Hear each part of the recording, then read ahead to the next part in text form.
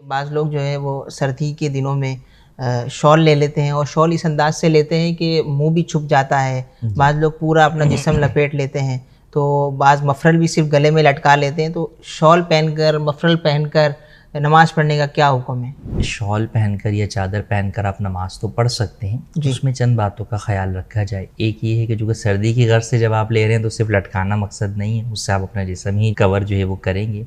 तो मफ़लर या कोई भी चादर जो है वो अगर आपके इस तरह गले में पड़ी हुई है कि उसके दोनों पल्लू जो है वो लटक रहे हैं दोनों तरफ से, चाहे दोनों आगे लटक रहे हैं या एक आगे लटक रहा है और एक पीछे लटका हुआ है, और वो गले के गिर्द घूमी हुई नहीं है, गले के गिर्द जो है वो उसका घेरा नहीं बना हुआ, तो इस हालत में कपड़ा इस तरह लटका कर नमाज़ पढ़ना ये सदल कहलाता है और इससे हदीस पाक में मना किया गया। तो इस तरह नमाज़ पढ़ना मकरूह तहरीमी है। कई दफ़ा ऐसा होता है कि इस तरह सर्दी के अंदर किया तो नहीं है, किया तो यूँ है कि चादर जो है वो यहाँ पे डाल ली, लेकिन जब आप रुकू में गए तो अब वो चादर जो है वो दोनों तरफ जो है वो नीचे जो है वो आगे अब दोनों तरफ लटक रही है वो, तो अब वो सदल वाली सूरत हो जाएगी। तो इसलिए आपको इस बात का ख्याल रखना चाहिए कि आप उस चादर को अच्छी तरह जो है वो लपेट कर किसी जगह पर जो है वो उसको घुरस लें, ताकि वो नमाज के अंदर इस तरह जो है वो दोनों तरफ लटकने वाली सूरत ना पाई जाए। जहाँ तक जो है वो चेहरा छुपाने का है, तो मुकम्मल जो है वो चेहरा छुपा देना या नाक और कान मुंह जो है वो छुपा देना, तो ये भी तलस्सुम जो है वो कहलाता है। तो इसकी भी जो है वो इजाज़त